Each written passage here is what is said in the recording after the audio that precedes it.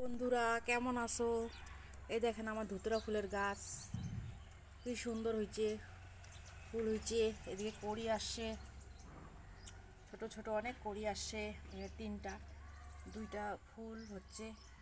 এটা একটু কুড়ি, এটা খুলে নাই কড়িটা, বস্তার মধ্যে লাগাইছি।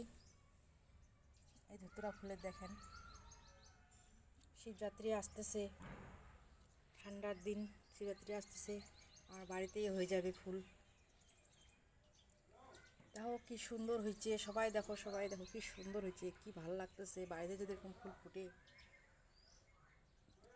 এটা একটু সাদা টাইপের, সাদা কালা, হালকা হালকা কালা তো না, বেগুনি, সরি বেগুনি কালার।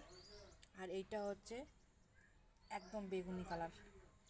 এইটা হচ্ছে হালকা হালকা বেগুনি আর সাদা, আর এইটা হচ্ছে একদম বেগুনি, কিন্তু দুইটাই ডবল।